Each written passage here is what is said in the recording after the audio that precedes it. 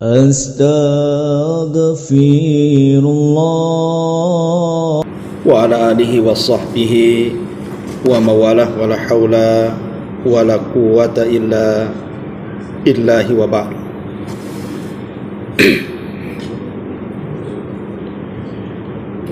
Alhamdulillah,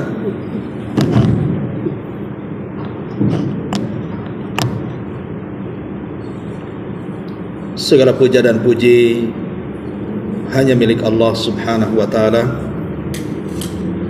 Salat dan juga salam kita hadiahkan kepada Rasul kita Nabi besar Muhammad sallallahu alaihi wa ala alihi wasallam. Volumenya ya, kurang keras volumenya.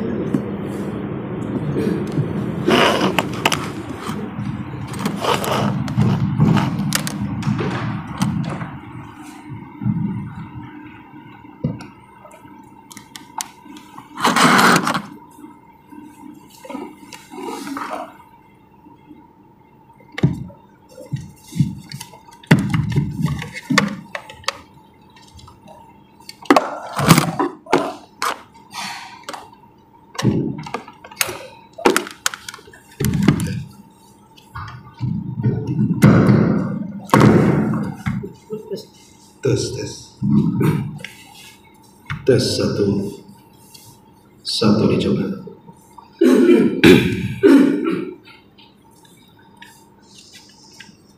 Baik,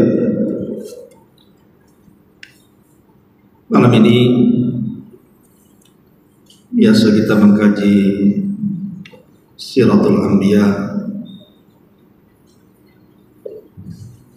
Mungkin malam ini kita akan membahas satu hadis Nabi sallallahu alaihi wasallam. Hadis ini sangat dan teramat sangat pendek sekali. Tapi hadis ini bagian daripada Jawami'ul Kalim. Dan Jawami'ul Kalim itu artinya kalimat singkat tapi syarat dengan makna. Dan itulah kekhususan Nabi SAW yang tidak diberikan kepada nabi-nabi yang lainnya. Kata Nabi SAW, utitu jawami'al kalim. Aku diberikan oleh Allah Azza wa Jalla kalimat-kalimat pendek tetapi syarat dengan makna. Diriwayatkan dari Al-Imam Al-Bukhari dalam kitab sahihnya nomor urut hadis ke-6474 dari sahabat Sahal bin Sa'id radhiyallahu anhu, Nabi sallallahu alaihi wasallam bersabda, "Man yadmanna li ma baina lihyaihi wa ma baina rijlaihi adman lahul jannah." Barang siapa yang bisa memberikan jaminan kepadaku, kata Rasul, apa yang ada di antara dua janggutnya dan di antara dua kakinya, maka kuberikan jaminan kepadanya masuk ke dalam surga. Ma'asyiral muslimin wal muslimat rahimani wa rahimakumullah. Dalam hadis ini Nabi SAW menjamin kepada kita semuanya dua perkara. Kalau kita bisa terpelihara dari dua perkara ini, maka jaminannya surga. Tapi kalau tidak bisa terjaga dari dua perkara atau satu di antara keduanya, maka terancam dengan neraka. Pertama, ma baina lihyaihi, di antara dua janggutnya. Maksudnya kumis dan janggut diarahkan kepada lisannya. Yang kedua, ma baina rijlaihi, di antara dua kakinya. Maksudnya kemaluannya. Dalam hadis Abu Hurairah radhiyallahu anhu, Nabi SAW mengatakan, aktsaru ma yudkhilun nas nara al-famu wal faraj. Kebanyakan yang memasukkan manusia ke dalam neraka, yang pertama al-famu, lisannya, dan yang kedua wal faraj, dan kemaluannya. Inilah dua perkara yang diamanatkan Rasul kepada kita untuk dijaga. Pertama lisan dan juga kemaluan. Adapun lisan, di dalam Al-Quranul Karim Allah Subhanahu wa ta'ala banyak mengisyaratkan tentang pentingnya menjaga lisan. Di antaranya dalam surah Qaf ayat 18 Allah katakan, ma yalfidu min qaulin illa ladaihi raqibun atid. Maka apapun yang diucapkan manusia, tidak ada satu lafaz pun kecuali akan dicatat oleh malaikat raqib dan atid. Bahkan dalam juga disebutkan di dalam ayat surah Ibrahim ayat 24 sampai 27, Allah mengatakan, alam tara kaifa daraballahu mathalan kalimatan tayyibatan kasyajaratin tayyibatin asluha thabitun wa far'uha fis sama tu'ti ukulaha kulla hinin biidni rabbiha wa yadribullahu al-amthala lin-nasi la'allahum yatadhakkarun.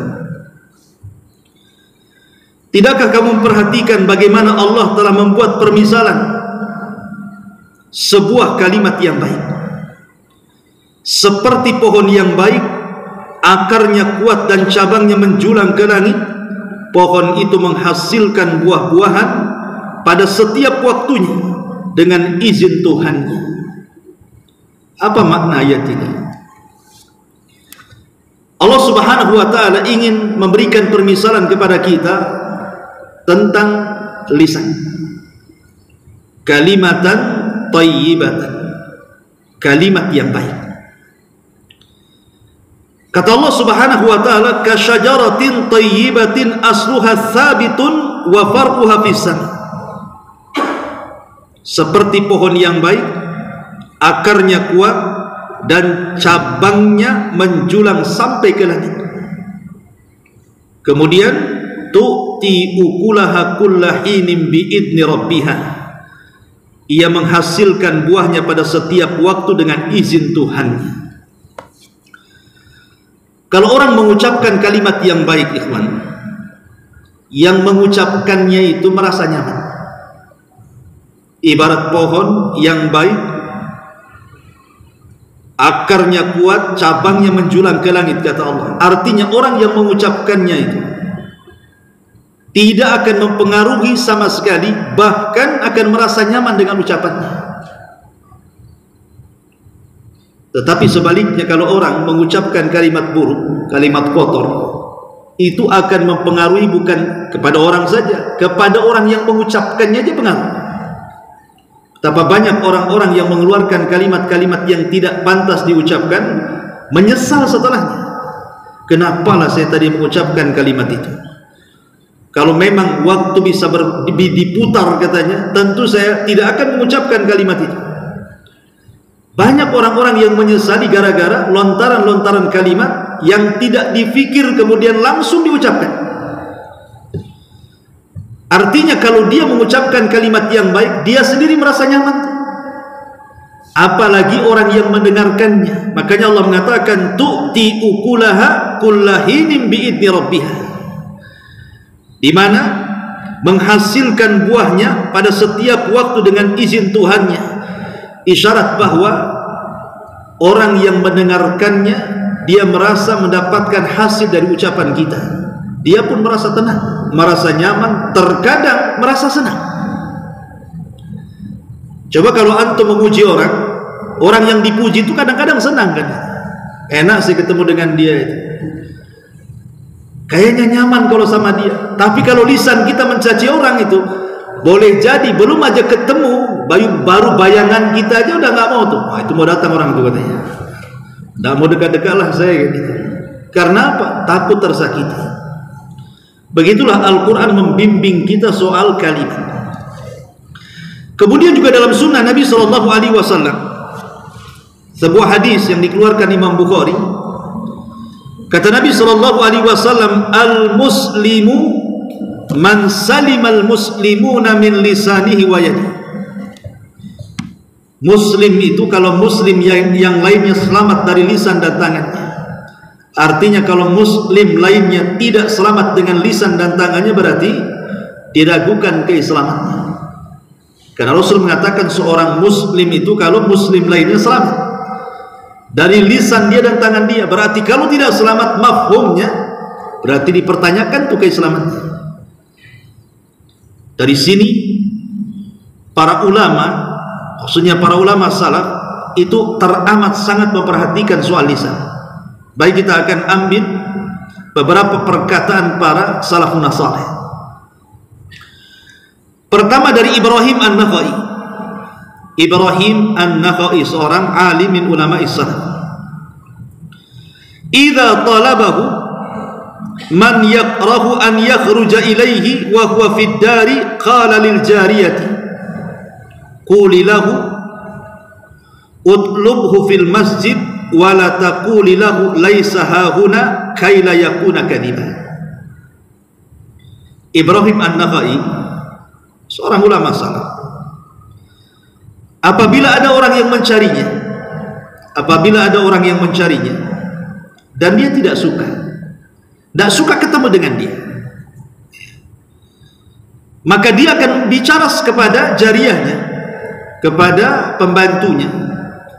Nanti kalau orang itu mencarinya, katakan kepadanya, cari tuanku di masjid. Jangan ngomong ini itu, sehingga engkau akan memperbanyak dusta kepadanya.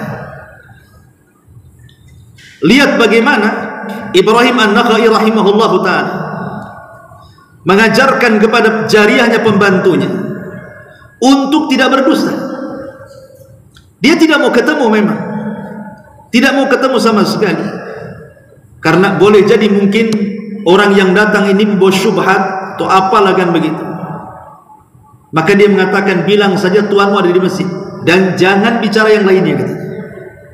Walaupun sebenarnya dia kan ada di rumahnya, tapi untuk menyedikitkan supaya jangan terjerumus ke banyak dusta kan itu, maka dia mengatakan, katakan di masjid, jangan bicara yang lain. Ini Ibrahim An-Nakhai. Kemudian juga yang kedua, dihikayatkan dari sebagian al-hukama, orang-orang yang berakal, ra'a rajulan yukthirul kalam, di mana ada seorang ulama salaf melihat ada orang-orang yang suka bicara, banyak bicara, wa yukillu sukut, kemudian sedikit sekali dia diam, bicaranya banyak, diamnya jarang.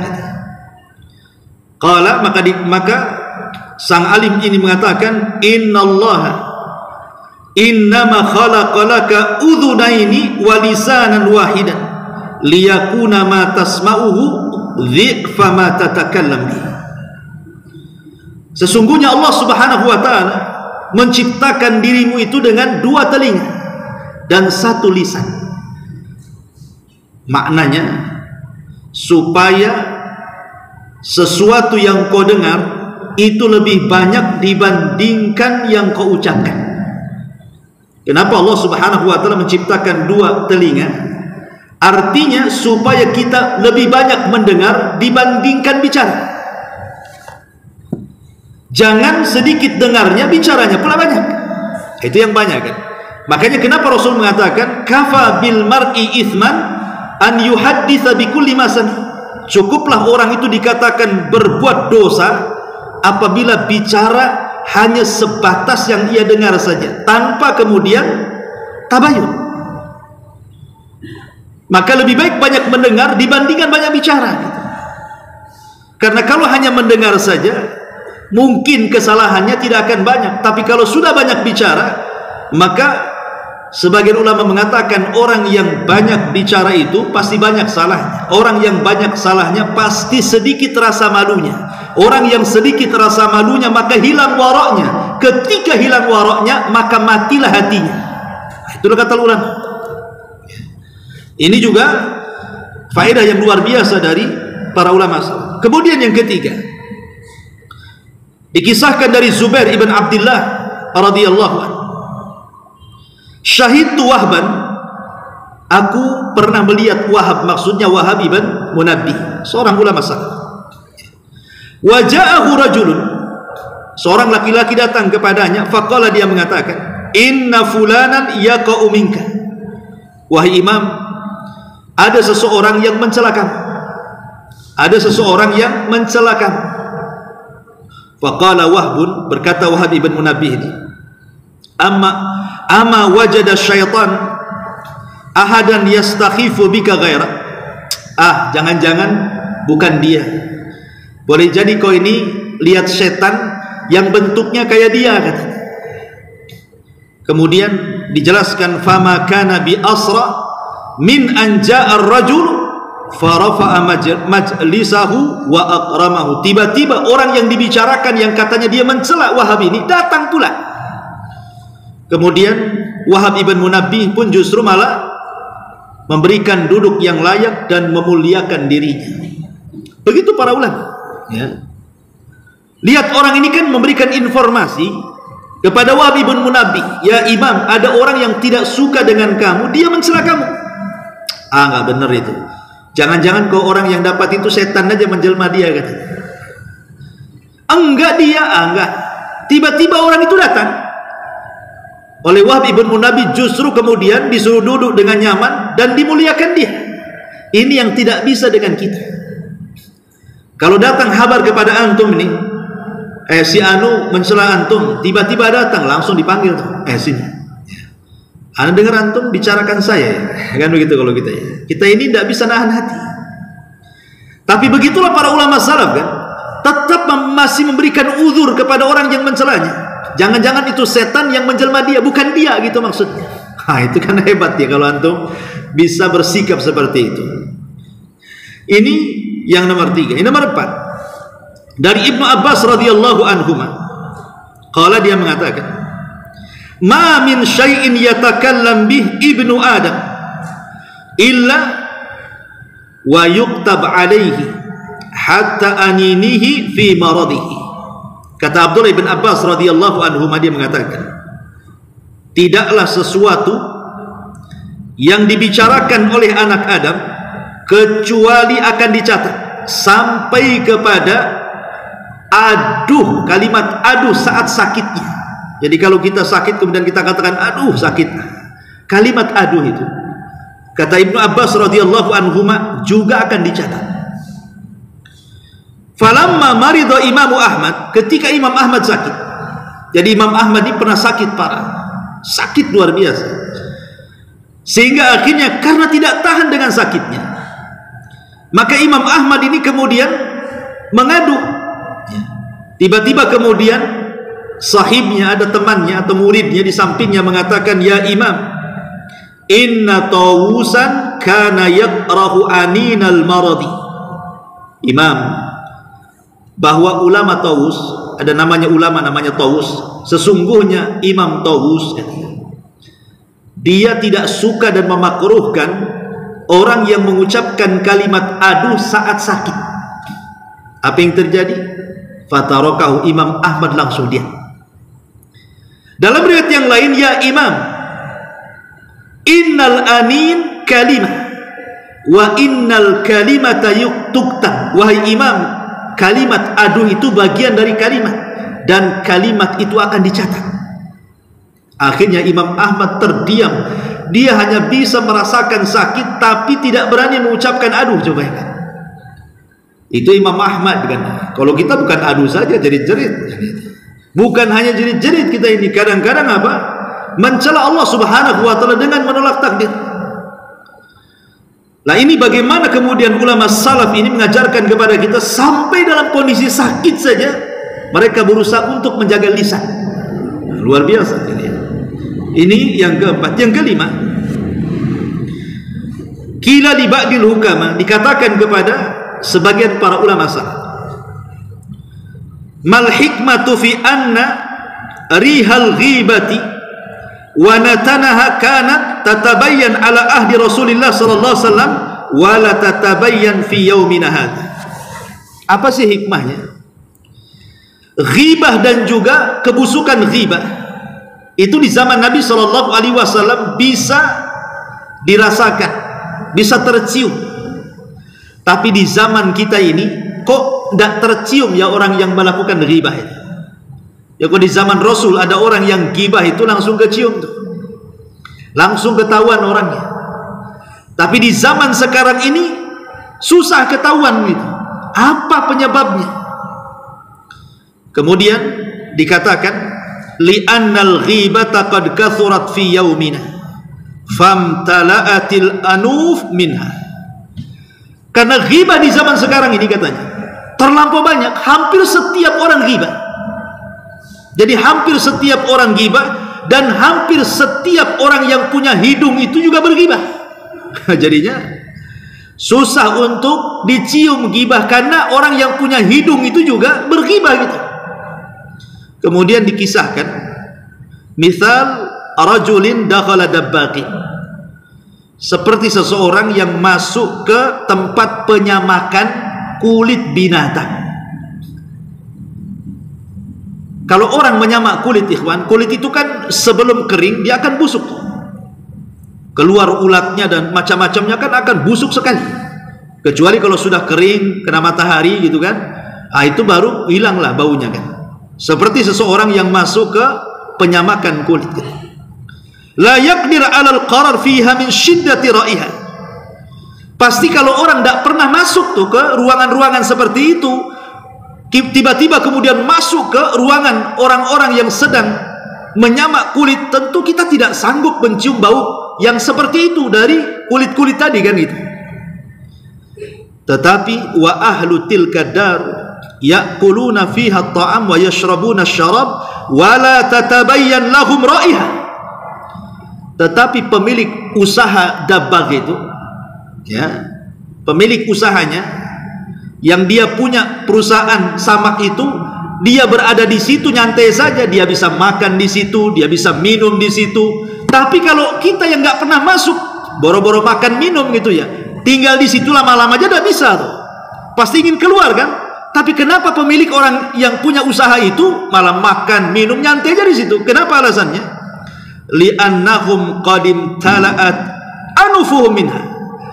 Karena hidungnya sudah terlampau banyak bau yang menyumpalnya. Sudah terbiasa kan itu ya. Baunya itu sudah banyak di hidung dia, sehingga sudah biasa dengan bau tersebut. Jadi tidak pengaruh makan minum, ya tidak pengaruh kan begitu. Kemudian kata ulama salaf ini, kadzalika amrul ghibati fi yaumina hadza. Seperti itulah ghibah hari ini. Karena terlampau banyak ghibah, jadi sudah biasa jadinya. Sudah tidak tercium lagi gitu ya, siapa yang tukang ghibah, siapa yang tidak tukang ghibah. Karena saking banyaknya di zaman sekarang orang ghibah, hampir orang tidak selamat dari ghibah gitu maksudnya. Tapi orang dulu itu kan sangat menjaga lisannya untuk tidak ghibah. Jadi kalau ada orang satu ghibah itu ketahuan jadinya, ketahuan sumbernya. Kalau sekarang sulit, apalagi ghibah lewat medsos gitu ya, menyebarkan berita hoax, tidak tahu akun siapa, makin lagi. Itulah kata ulama salaf, saking banyaknya orang yang tidak bisa menjaga lisan di akhir zaman. Ini yang kelima. Yang keenam, ruwiya anil Hasan, diriwayatkan dari Hasan, maksudnya Al Hasan Al Basri rahimahullah taala, seorang tabi'in, anna rajulan qala, seorang laki-laki berkata, inna fulanan qad tabaka, sesungguhnya ada si fulan, si anu sudah menggibah engkau. Fa ba'atha ilaihi tabaqan min ar-rutab. Tiba-tiba Hasan Al-Basri ini menyiapkan satu rutab, kurma basah itu ya, kurma yang enak disebut rutab namanya. Kemudian kurma rutab ini diberikan kepada orang yang menggibahnya. Jadi umpamanya antum cerita sama saya, Ustaz, Itu Bang Karim tuh menggibah ustad. Jadi saya sediakan rutop. Nah, kalau gitu nih ambil, kasih Bang Karim. Paham? Kemudian kata Hasan Al-Basri, kemudian setelah dikasih, ketemulah orang yang menggibah dia itu dan sudah menerima rutop hadiah dari dia. Kemudian kata Hasan Al-Basri mengatakan, balagani annaka ahdaita ilayya hasanat fa aradtu an ukafi'aka 'alaiha. Kata Hasan Al-Basri sambil nyindir, saya dengar kamu sudah transfer pahala sama saya. Dia tidak mengatakan kamu gibah saya. Saya dengar kamu sudah transfer pahala sama saya, katanya. Makanya saya ingin membalas. Terlampau baiklah kamu itu sudah transfer pahala sama saya. Saya ingin balas kebaikanmu. Makanya saya kasih kurma rutop untuk kamu. Bisa nggak antum kalau gitu? Gitu. Kalau ada orang gibah antum, kasih nasi bungkus nasi padang. Kalau ketemu, ambil tangannya, masya Allah, jazakallah khairan. Antum sudah kasih banyak pahala sama saya. Mungkin nasi padang 1 bungkus kurang. Nanti besok saya belikan lagi. Nah, gitu maksudnya. Kemudian kata Hasan Al-Basri ini, fa'adzarani fa inni la aqdir an ukafi'aka biha 'ala tamam. Dan saya minta maaf kalau rutop 1 mangkok itu mungkin kurang membalas kebaikanmu yang sudah transfer pahala sama saya itu. Itulah ulama salaf. Ya. Bagaimana ulama salaf membalas orang yang berbuat jahat, menggibah dia itu dengan cara seperti itu? Kan enak kalau kayak gitu kan. Kira-kira tersindir orang kan itu. Ma'asyiral muslimin yang dimuliakan Allah Azza wa Jalla. Kemudian juga diriwayatkan dari Rabi ibn Sabih, seorang ulama salaf juga, Rabi ibn Sabih.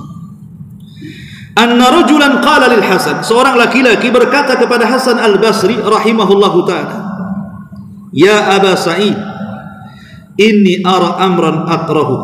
Ya Aba Sa'id, kunyah Hasan Al-Basri, wahai Aba Sa'id, aku telah melihat sebuah perkara yang aku tidak suka. Qala, kemudian kata Hasan Al-Basri, wa madzaka ya ibna akhi, apa perkara yang kau lihat yang kau tidak suka itu? Qala, kemudian dia mengatakan, ara aqwaman yahduruna majlisaka yahfaduna alaika saqta kalamika thumma yahkunaka wa yaibunaka.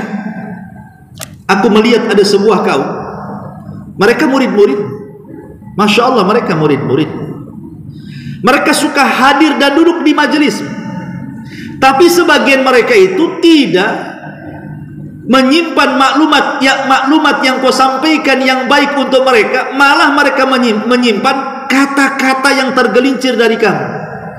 Mungkin kau mengucapkan kalimat, tak salah kata-kata itu, tidak sadar mengucapkan kalimat yang salah, itu pula yang dihafal mereka, kemudian itu pula yang disebarkan di luar gitu.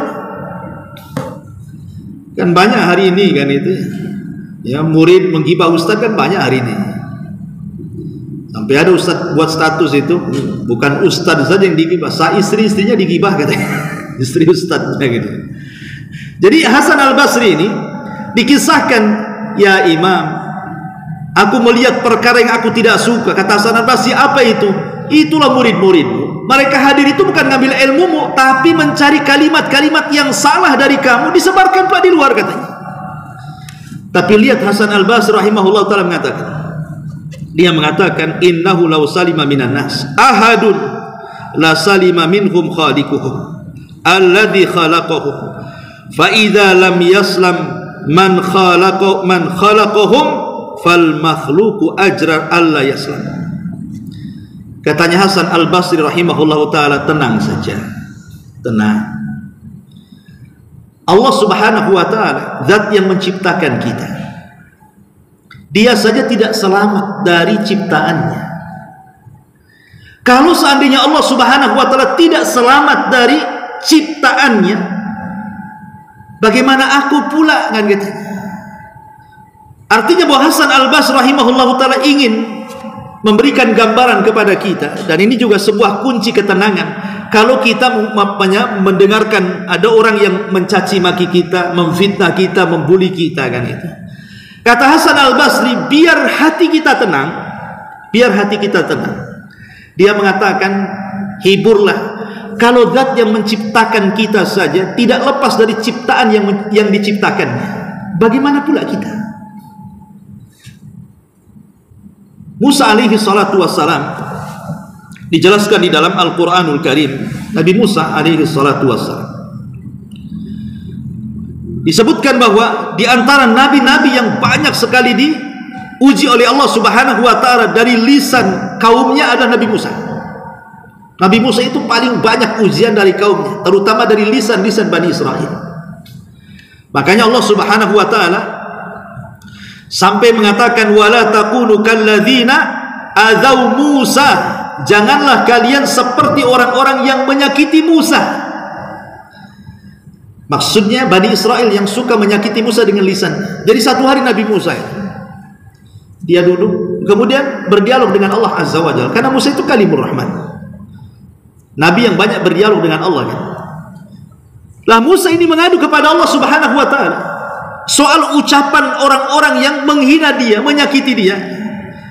Tapi Allah Subhanahu wa taala mengatakan kepada Musa, ya Musa, apakah aku harus menghentikan mereka sementara mereka sendiri mencela diriku? Apakah harus kuhentikan orang-orang yang kemudian mencela kamu, wahai Musa, sementara orang yang mencela kamu juga mencela aku, katanya. Bagaimana mungkin aku hentikan dan begitu?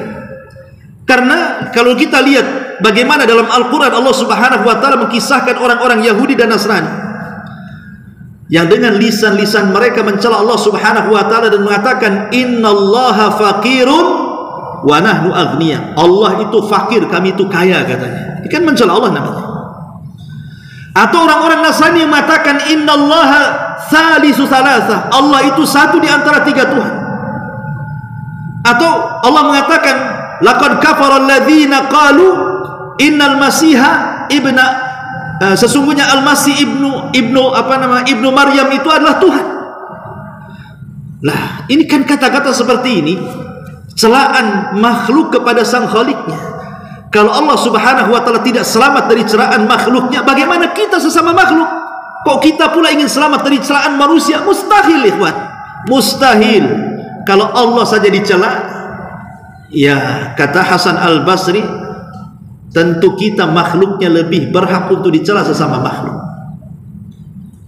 Ma'asyiral muslimin yang dimuliakan Allah Azza wa Jalla, akan tetapi ya, walaupun demikian kita selaku muslim sudah diajarkan bagaimana caranya supaya jangan terpengaruh dengan ucapan manusia.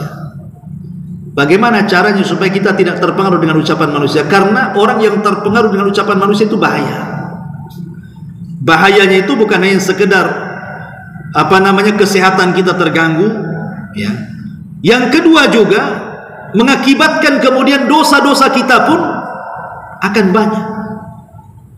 Dari sini kita melihat atau mengaca kepada para nabi kan, orang-orang yang jauh lebih mulia dari kita saja, orang-orang yang jauh lebih mulia, jauh berlipat-lipat dari diri kita, itu tidak lepas daripada ucapan manusia kan. Dan tuduhan mereka itu ngeri-ngeri gitu ya. Seperti umpamanya, contoh saja Jurayj. Kita kenal seorang abid Bani Israel namanya Jurayj. Kisahnya jelas, disantumkan dalam hadis yang sahih.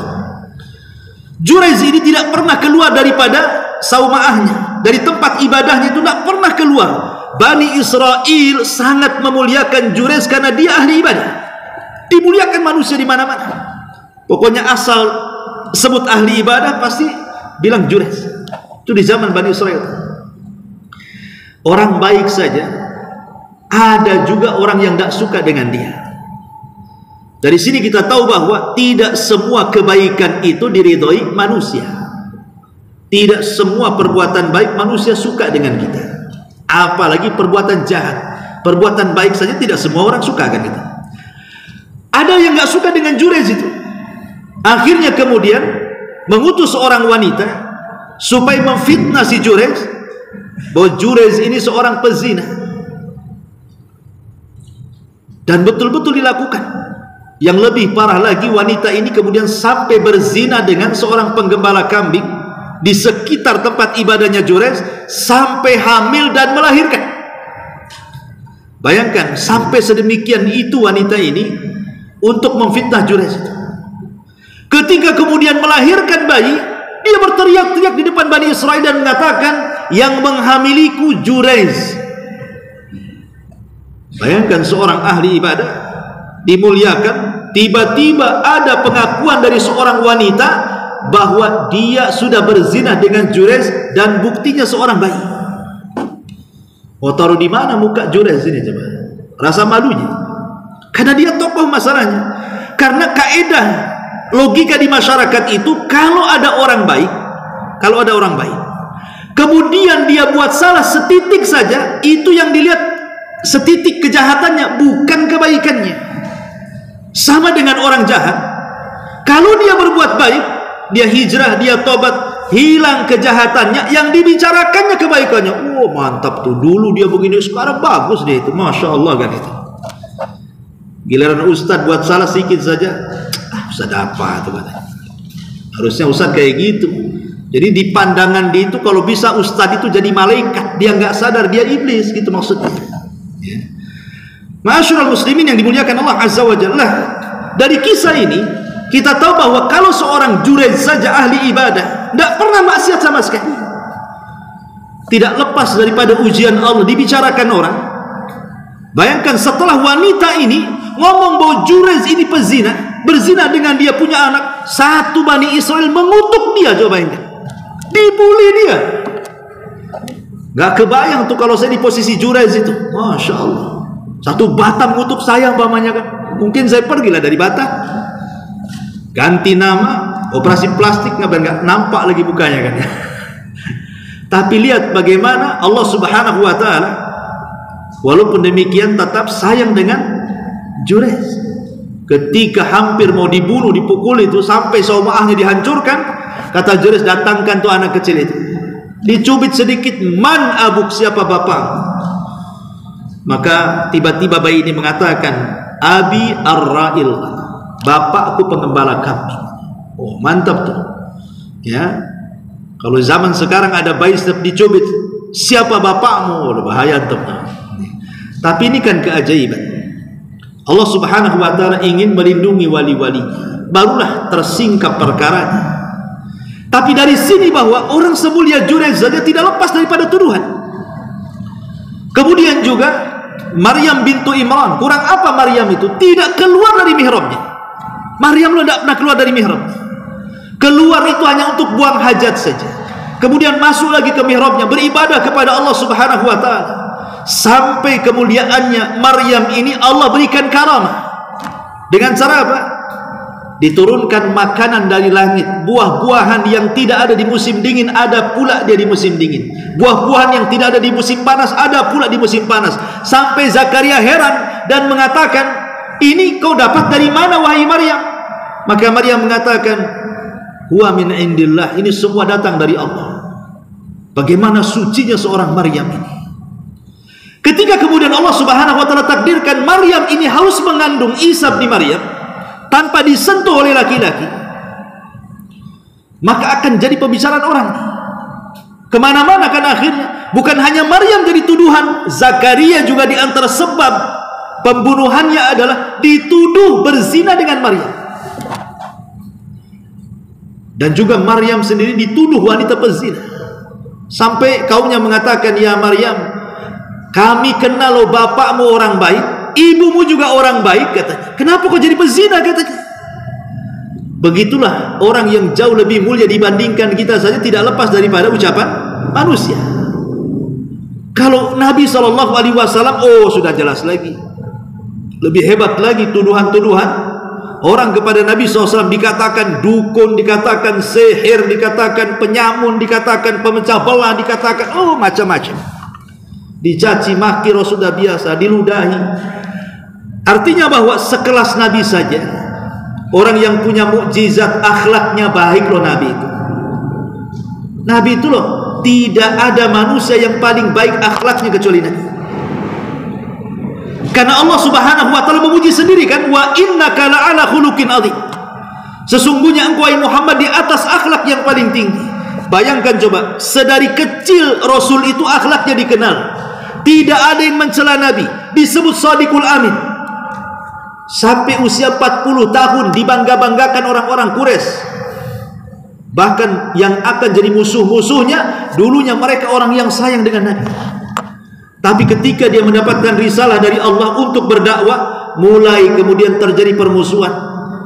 Mulai mereka mencari-cari kalimat-kalimat yang sebenarnya tidak ada pada Nabi. Kalau mereka mengatakan Nabi tukang sihir, Nabi bukan tukang sihir, dan mereka tahu Nabi bukan tukang sihir. Ketika mereka mengatakan Nabi gila, mereka tahu Nabi tidak gila, tapi sengaja mereka katakan gila. Tapi Nabi SAW satu kalimat mereka pun tidak melayani. Itu hebatnya Nabi. Dan ini percontohan bagi kita, ikhwan. Nabi itu tidak melayani orang-orang yang mencelanya. Kenapa? Karena ada tugas yang jauh lebih besar dibandingkan melayani orang-orang yang mencelanya. Kalau Nabi SAW kemudian melayani setiap orang yang mencela di balik cela, setiap orang yang menghina dibalas hina, sampai kapan? Itu tidak akan berhenti orang yang menghina dan mencela kita ini sampai kiamat. Makanya Nabi membiarkan saja, karena Rasul ada tugas yang jauh lebih besar dibandingkan itu. Apa itu tugasnya? Menyebarkan dakwah. Harusnya kita juga gitu. Jangan pikirkan celaan orang, karena ada yang jauh lebih hebat dibandingkan itu. Tugas dari Allah beribadah kepada Allah Subhanahu wa taala. Wa ma khalaqtul jinna wal insa illa liya'budun. Itulah pelajarannya. Karena manusia itu lisannya tidak bisa dijaga, ikhwan. Ada orang yang rajin ibadah, nanti dibilang ria orang itu. Ada orang yang malas ibadah, memang dia pemalas tuh katanya. Ada orang yang kaya gitu, dia sedekah nggak nampak, itu kayak bakhil. Anda nggak tahu kalau dia sedekah. Ada orang miskin, itu memang pemalas, tak kerja keras tuh. Ada saja orang yang bahasa-bahasa di masyarakat kan ada kan gitu. Ada orang hitam aja rasuah, orang tinggi, orang gemuk dibilang apa itu? Gapura perumahan katanya. Nauzubillah. Ma'asyiral muslimin yang dimuliakan Allah Azza wa Jalla, dari sini maka kita tahu bahwa para ulama mengajarkan kepada kita bahwa ucapan manusia tidak mempengaruhi hati orang-orang yang mulia.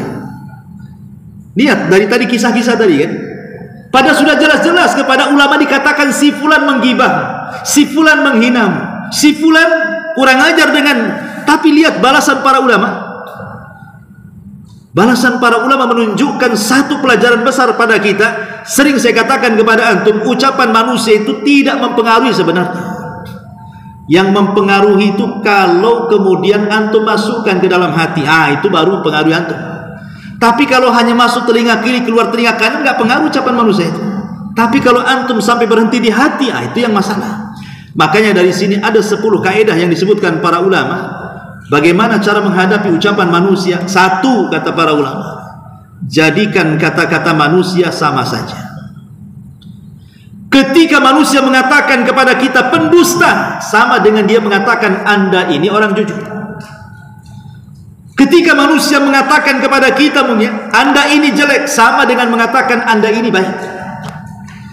Samakan ucapan manusia, baik dia mengutuk kita atau memuji kita, baik ketika dia menjelek-jelekan kita atau ketika dia menyanjung-nyanjung kita. Samakan, supaya ketika menyamakan kalimat yang baik dengan yang buruk, hati kita tenang.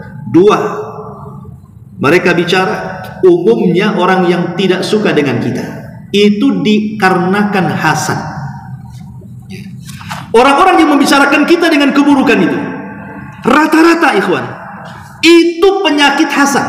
Kalau tidak ada hasad, tidak mungkin dia membicarakan keburukan kita. Maksudnya gimana? Maksudnya karena dia tidak punya apa yang kita punya. Kalau dia punya apa yang kita punya, ngapain dia bicarakan soal kepunyaan kita?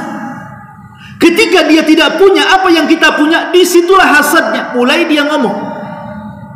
Jadi sesungguhnya mereka bicara itu karena hasad, karena dia tidak memiliki apa yang kita miliki, akhirnya dia bicara. Sehingga tidak perlu dipedulikan, itu orang hasad, biarkan saja. Kemudian yang ketiga,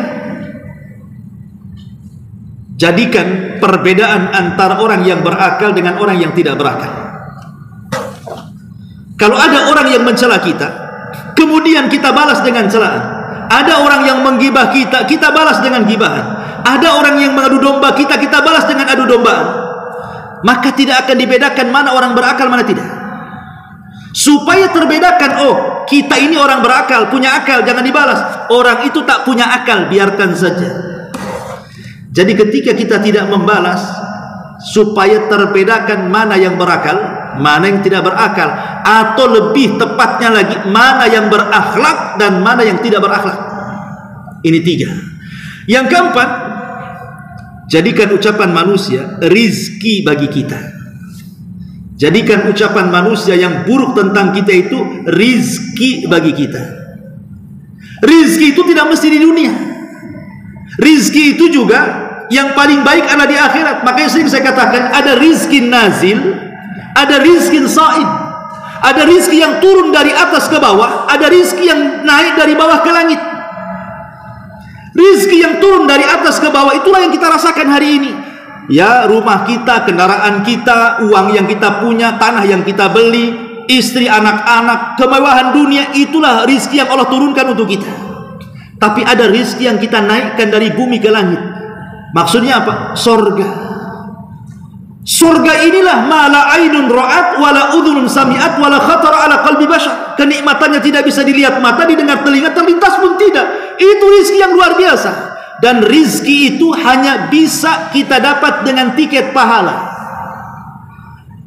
Ketika ada orang yang kemudian menggibah kita, mencaci maki kita, menghina kita, membuli kita, sebenarnya kita sedang mengumpulkan tiket. Ikhlas saja, alhamdulillah. Kayak tadi kan ceritanya, kalau ada orang menggibah kita, datang ke rumahnya, kasih nasi bungkus, jazakallah khairan, antum sudah berbuat baik sama saya, sudah transfer pahala banyak-banyak, mungkin nasi bungkus kurang, besok 1 baskom saya kirim. Kan mantap kayak gitu ya.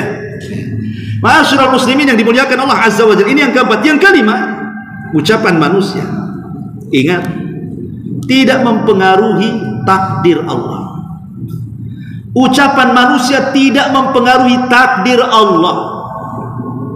Umur sudah ditentukan oleh Allah, rizki sudah ditentukan oleh Allah, semua sudah ditentukan oleh Allah kepada kita. Dan ucapan manusia tidak akan menolak takdir. Walaupun banyak orang yang membicarakan kita, tidak akan mengurangi umur kita dan tidak mengurangi rizki kita. Bahkan terkadang orang-orang yang kemudian mereka membicarakan tentang kita, dia pula yang mati duluan. Contoh, Abu Jahal, Abu Lahab, dan musuh-musuh Nabi SAW yang mengatakan kepada Rasul, engkau gila, engkau tukang sihir, macam-macam gitu ya. Pertanyaannya, mana dulu yang mati? Rasul apakah Abu Jahal? Abu Jahal mati duluan di perang Badar, Rasul masih hidup lama. Jadi dari sini kita tahu bahwa ucapan manusia itu tidak menolak takdir. Maka tenang saja, biarkan saja, biarkan mereka ngomong ya, tetap aja kita berlalu. Kemudian yang keenam, jadilah orang jangan mempedulikan ucapan manusia. La tubali kalaman nas. Jangan mempedulikan ucapan manusia. Maksudnya jangan mempedulikan ucapan manusia itu.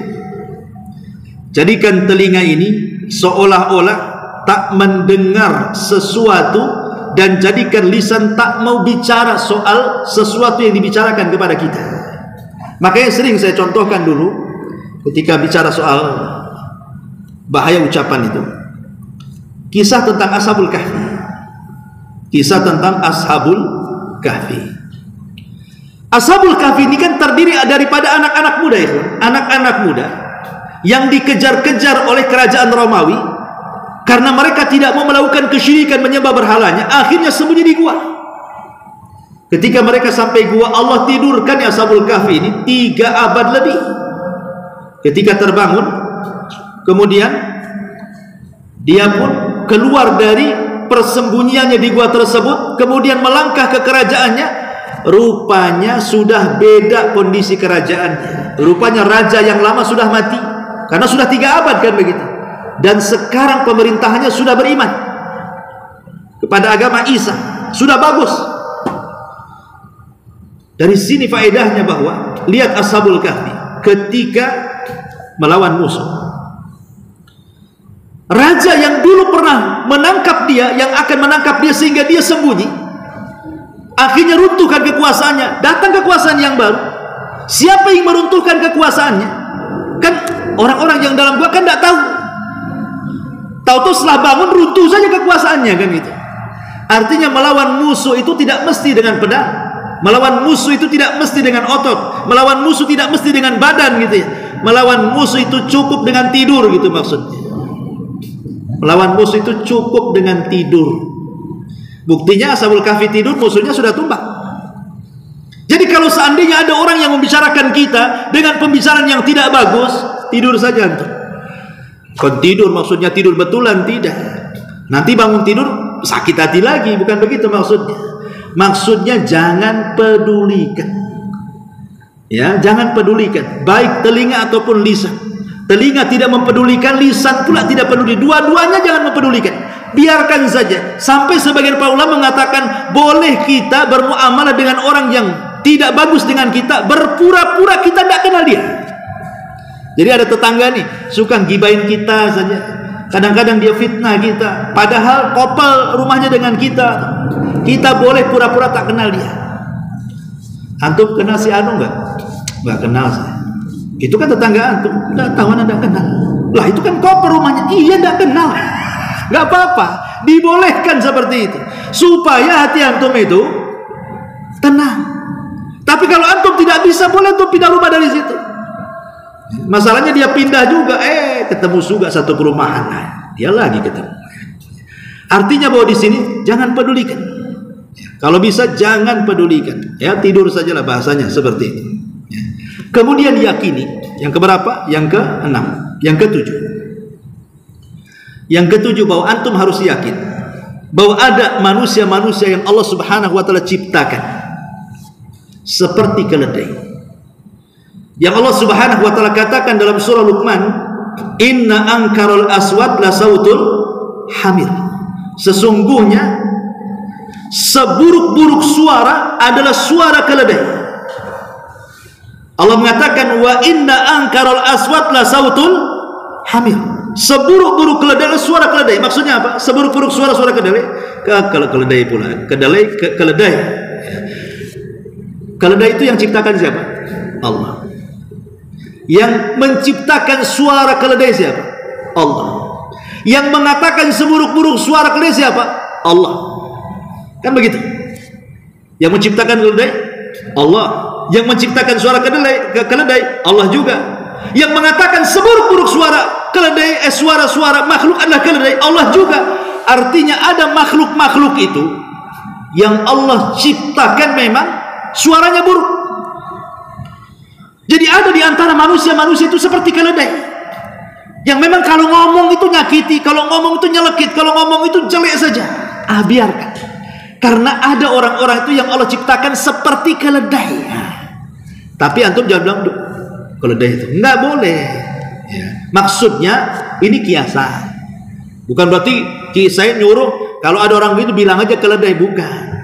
Maksudnya di sini ada perbandingan bahwa ketika Allah menciptakan keledai, Allah menciptakan suara keledai, dan Allah yang mengatakan sebaik-baik seburuk-buruk suara keledai, lah ada juga siapa yang menciptakan manusia? Allah. Siapa yang menciptakan manusia bisa bicara? Allah. Tapi ada di antara manusia itu yang omongannya itu tidak bagus. Ya. Maka kita harus yakin. Tetapi yang harus diyakini juga ikhwatu fillah muliakan Allah Azza wa Jalla. Sejak manusia diciptakan, Adam itu sudah bicara, Hawa sudah bicara. Makanya ketika Allah menciptakan Adam dan Hawa, kemudian Allah Subhanahu wa taala memasukkan ruh kepada Adam, apa kata Allah? Ya Adam, sana kau pergi kepada para malaikat, ucapkan salam kepada mereka. Maka Adam mengatakan assalamualaikum. Semua malaikat mengatakan waalaikumsalam warahmatullahi wabarakatuh. Dari situlah bahwa Adam bicara. Dan yang pertama kali ucapan yang diucapkan Adam adalah assalamualaikum. Itu ucapan pertama yang keluar dari mulut manusia. Assalamualaikum. Artinya Adam bicara. Berarti keturunannya akan bicara. Kalau kita sudah yakin bahwa manusia itu sudah bicara sejak zaman Adam dan seluruh anak turunnya pasti bicara, tetapi ingat bahwa tidak mungkin Allah membuat manusia bicara, pembicaraannya hanya khusus untuk kita, mustahil. Mustahil. Tidak mungkin Allah menciptakan tetangga kita satu itu memang diciptakan untuk menggibah kita sampai mulai dia lahir sampai dia mati. Nggak ada, kurang kerjaan tuh. Ya mungkin sekali-kali dia gibah kita, ya dia nggak suka dengan kita, akhirnya menjelek-jelekan kita sekali-kali, iya. Tapi nggak selamanya dia akan membicarakan kita kan. Ada waktu-waktunya dia diam, waktu tidur kan dia diam. Nggak mungkin dia waktu tidur nyerocot kita, ini apain orang ini. Nggak mungkin, ada waktu-waktunya diam, ada waktu-waktunya bosan. Ya, syukur-syukur dia setruk sampai menyon, nggak bisa bicara, berhenti dia bicara. Artinya ada waktu-waktu dia berhenti. Jadi jangan pedulikan. Ini juga salah satu yang diajarkan para ulama. Termasuk juga balaslah keburukan manusia itu dengan ucapan yang baik. Kalaupun kita harus membalas keburukan dengan keburukan yang sama, tapi cukup balaslah keburukan itu sebagaimana dia melontarkan satu kalimat, maka kita juga melontarkan kalimat yang sama yang ia lontarkan kepada kita. Jangan berlebihan. Contoh mamanya ketika dia ngatai kita dengan salah satu binatang, oh dasar buaya, maka antum boleh membalas, ya kamu juga buaya. Nah, sampai di sini saja. Kenapa? Karena balasan keburukan itu harus keburukan yang sama. Ya, wa jazaa'us sayyi'ah sayyi'atun mithluha, kata Allah. Balasan orang yang berbuat buruk kepada kita dengan keburukan yang sama yang ia berikan kepada kita. Jadi kalau dia kemudian berbuat buruk kepada kita, seperti itu, itulah kita lakukan seperti itu. Umpamanya dia ngelempar kotoran ke rumah kita, pas di samping jendela. Kita besok ambil kotoran itu, taruh di samping jendela dia juga. Jangan kok dilempar ke dalamnya. Ini kan dia kan nggak ngelempar ke dalam rumah, dia hanya naruh di luar kok. Kalau sudah melempar ke dalam rumah, antum sudah telajak namanya. Itu melampaui batas dari keburukan yang ia berikan kepada kita. Lah ucapan juga sama. Maaf nih kalau ada orang mengatakan goblok umpamanya, kita katakan kamu juga goblok, selesai sampai di sini. Jangan ditambah kamu goblok, kamu dungu, kamu ini. Itu nambah namanya ya. Jadi cukuplah kalimat yang ia berikan itu balikan sama dia. Itu namanya membalas keburukan dengan keburukan, dibolehkan, tapi hanya setakat itu.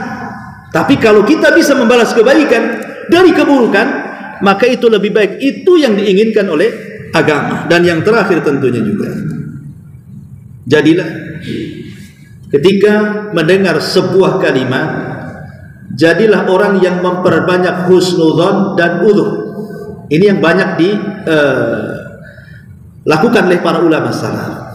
Ya, harus lebih banyak memberikan udzur. Seperti tadi kan, jangan-jangan kok ketemu setan katanya. Itu kan. Jadi kalau ada orang datang, anda dengar si Anu tuh nggak suka dengan antum, jangan-jangan tuh ketemu setan, bukan dia, gitu. Jadi memberikan uzur, berhusnudzon, itu lebih baik dibandingkan kemudian kita malah melayani, malah akhirnya menjadi sebuah permusuhan. Makanya kenapa Nabi SAW di sini mengatakan siapa yang bisa menjaga di antara dua janggutnya, maksudnya lisannya, dan yang kedua dua kakinya, di antara kedua kakinya maksudnya kemaluannya. Ada satu hadis Nabi SAW yang disebutkan, yang masyhur hadis itu sahih. Kata Nabi SAW, khamsun idza tulitum bihinna wa a'udzu billahi an tudrikuhun. Kata Nabi SAW, 5 perkara kalau sampai menimpa kalian, aku berlindung kepada Allah Subhanahu wa taala semoga tidak menimpa kalian. Salah satunya kata Nabi SAW, idza dhaharatil fahishatu fi qaumin hatta tu'linu biha. Apabila sebuah fahisyah menyebar di tengah-tengah manusia dan dilakukan secara terang-terangan, illa fasha fihi mutta'un wal auja allati lam takun madat fi aslafihim alladhina madaw, maka akan ditimpakan kepada kalian, kata Rasul, penyakit taun dan penyakit-penyakit yang belum pernah ada sebelum kalian. Kata ulama mengatakan yang dimaksud fahisha di sini artinya perzinahan, homoseksual, LGBT dan yang semacamnya. Apabila ini sudah tersebar dan terang-terang, subhanallah, sadaqah Rasulullah. Sungguh benar ucapan Rasul 14 abad silam ngomong begini. Sekarang yang namanya perzinahan, homoseksual, LGBT itu berlangsung secara terang-terangan. Yang lebih parah lagi, disokong dan didukung oleh pemerintah, sehingga punya kekuatan. Lihat sekarang orang berzina itu bisa dilakukan secara terang-terangan ataupun sembunyi-sembunyi, siang ataupun malam, karena sudah disediakan tempat-tempat lokalisasi ataupun tempat-tempat yang memang dihususkan untuk berzina kan. Dan itu dilegalkan sayangnya, karena mereka bayar pajak mungkin. Ma'asyiral muslimin yang dimuliakan Allah Azza wa Jalla, artinya kalau sudah dilakukan terang-terangan, apa yang disabdakan Rasul akan menjadi sebuah kenyataan dan sudah menjadi sebuah kenyataan. Tersebarnya penyakit yang belum ada di zaman Nabi. Penyakit apa? Penyakit AIDS. Lihat bahasa Quran ketika melarang zina. Kalau Al-Quran melarang khamr, melarang babi, melarang khamr, melarang sembelihan selain daripada menyembelih tanpa menyebut nama Allah, jelas Allah mengatakan apa? Hurrimah, diharamkan. Alaikumul maitata, diharamkan kepada kalian bangkai. Hurrimat alaikumul maitata waddama walahmal hinzir wa ma uhilla li ghairillah, kan begitu. Diharamkan kepada kalian makan bangkai, makan darah, daging babi atau sembelihan yang tidak disebut nama Allah. Jelas Allah mengatakan hurrimah, diharamkan. Tapi kenapa ketika Allah mengharamkan zina, Allah tidak katakan hurrimat alaikumuz zina, diharamkan kepada kalian zina, tapi Allah mengatakan wala taqrabuz zina, jangan kalian dekat-dekat dengan zina. Kenapa? Pertanyaannya, kenapa Allah tidak katakan jelas-jelas hurrimat, diharamkan zina? Kan enak tuh. Tapi tidak ada kalimat hurrimat, diharamkan zina. Yang ada wala taqrabuz zina, jangan dekat-dekat zina. Kalimat jangan dekat-dekat zina ditanyakan kepada Nabi SAW, maka Nabi SAW menjawab bahwa Allah Subhanahu wa Ta'ala sudah mengharamkan zina dan Rasulnya juga sudah mengharamkan zina. Artinya zina itu sudah haram sampai kiamat. Tapi ketika Allah Subhanahu wa Ta'ala mengatakan jangan mendekati zina, maksudnya apa? Supaya kita bisa menjaga. Bukan hanya kita saja, kita bisa terjaga dari zina, keluarga kita bisa terjaga dari zina, dan masyarakatnya juga bisa terjaga dari zina. Ketika kemudian individunya terjaga, keluarganya terjaga, masyarakatnya terjaga, maka mereka akan dijaga oleh Allah Subhanahu wa Ta'ala. Tapi kalau seandainya mereka malah mendekat sampai kemudian berzina, maka tidak akan menjaga siapapun. Disinilah penyakit akan menyebar. Bahkan terkadang orang yang tidak berzina pun terkena penyakit itu. Makanya Allah mengatakan jangan dekat-dekat. Dekat aja tak boleh. Maksudnya wasilah apapun yang bisa mengantarkan kepada zina, maksudnya tinggalkan. Kalau gara-gara handphone kita berzina, banting saja handphone itu. Kalau gara-gara majalah kemudian kita berzina, bakarlah majalah itu. Kalau gara-gara ikhtilat dengan perempuan berzina, jangan ikhtilat. Itu maksudnya jangan dekat-dekat zina. Potong semua wasilah yang akan mengantarkan ke situ. Dan bahaya zina sudah dirasakan. Makanya kenapa Nabi SAW mengatakan idza dhaharatiz zina war riba, kalau sudah tampak zina dan riba, maka mereka sudah menghalalkan diri untuk diazab oleh Allah Subhanahu wa Ta'ala. Faqad istahallat anfusuhum bi'adzabillah, kata Rasul. Berarti mereka sudah menghalalkan diri-diri mereka untuk siap diazab. Kalau dua perkara sudah nampak, zina dan riba, dua-duanya sudah nampak. Zina sudah ada tempatnya, riba sudah menyebar di mana-mana, sampai ada di tiang listrik, ada di macam-macam ya. Pagar-pagar rumah ada riba. Silahkan pinjam dengan bunga yang begini-begini. Plek ditaruh di gerbang rumah. Bayangkan riba loh ada di gerbang, di tiang listrik, di pagar-pagar, pohon-pohon pisang pun ada. Kan sudah nampak tuh. Bahkan sekarang, lihat pinjol-pinjol tuh, totok neng masuk WA. Pinjaman sekian dengan bunga sekian. Hari-hari kita disuruh riba, ikhlas. Riba itu mengelilingi kita semuanya. Dan ini sudah tampak kan begitu. Kalau sudah dua tampak ini kata Rasulullah, berarti mereka sudah siap diazab oleh Allah Subhanahu wa taala. Wajar negeri kita ini banyak sekali musibah di mana-mana. Karena dua perkara ini sudah menyebar di mana-mana. Sampai sering saya katakan, apabila ada orang yang kita nasihati umpamanya kan, jangan kau berbuat riba, janganlah kau kerja di situ riba semuanya, atau nanti jangan kau berzina begini-begini. Tetangga nih, mungkin dia sifatnya seperti itu, atau mungkin dia profesinya berzina, kita kenasihati. Akhadathul izzah bil ismi, kata Allah. Terkadang nggak terima kan? Terkadang nasihat kita itu dibalas adab. Kita pula dicaci maki yang nasihati. Padahal kita jelaskan ini ayatnya di hadisnya. Makanya kenapa ustadz ini kalau nasihati orang kepada para pezina itu nggak mempan. Yang bisa mempan nasihati mereka itu hanya dokter. Suruh dokter ngomong, kau terkena aidnya, kau 3 kali zina mati. Berhenti dia zina, langsung mukanya pucat ya Pak. Langsung mukanya pucat, gemetar dia. Saya yakin dia bersumpah 1000 kali nggak akan zina tuh. Kalau yang ngomong itu bukan ustaz loh ya, dokter lah. Kok kenapa ustaz dengan segudang dalil disampaikan tidak takut, sekali satu dokter ngomong begitu bisa menggigil dia. Nah itulah makanya kadang-kadang ada nasihat itu akhadathul izzah bil itsmi, mengambil sesuatu yang mulia dengan perbuatan dosa. Nasihat dibalas celaan. Ya. Kalau kita lihat bahwa banyak orang-orang yang mengadakan penelitian, orang-orang hebat, profesor, doktor, bukan hanya tingkat nasional, dunia lagi mereka mengadakan pertemuan untuk membahas tentang penyakit AIDS ini. Penyakit AIDS ini sebenarnya dari mana? Asal bakterinya dari mana? Bagaimana cara obatnya? Itu dilakukan dunia lagi. Tapi karena ini adalah tentara Allah Subhanahu wa taala, sampai hari ini tidak ditemukan obatnya kan? Sampai hari ini. Sampai hari ini banyak orang mati lantaran terkena penyakit ini kan? Bahkan semakin meninggi lagi. Tingkat kematian itu semakin banyak lagi. Mereka hanya bisa mencegah. Celakanya bukan mencegah berhenti, tidak. Dikasih alat, boleh berzina, pakai ini tapi.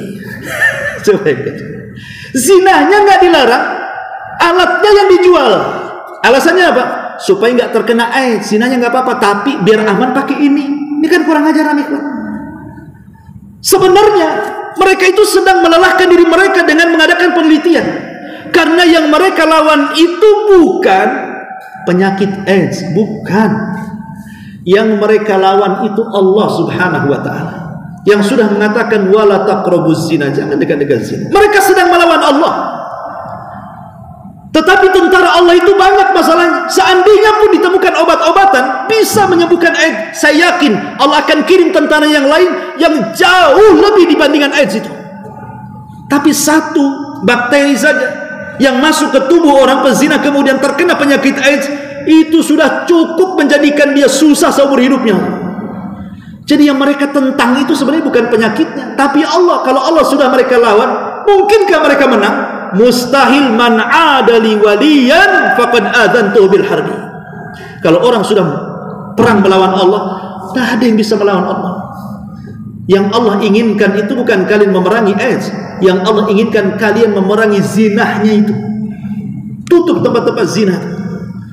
Ya, sebar ke masyarakat tentang haramnya berzina, keutamaan orang yang menjaga diri dan begitu seterusnya. Kalau kita bisa menjamin di antara dua kaki, maksudnya kemaluan, maka Allah Subhanahu wa taala akan jamin kita dengan surga. Itulah di antara jawami'ul kalim, kalimat singkat tapi padat syarat dengan makna. Subhanaka wa bihamdika asyhadu an la ilaha illa anta astaghfiruka wa atubu ilaik. Allahu ta'ala. Assalamualaikum warahmatullahi wabarakatuh.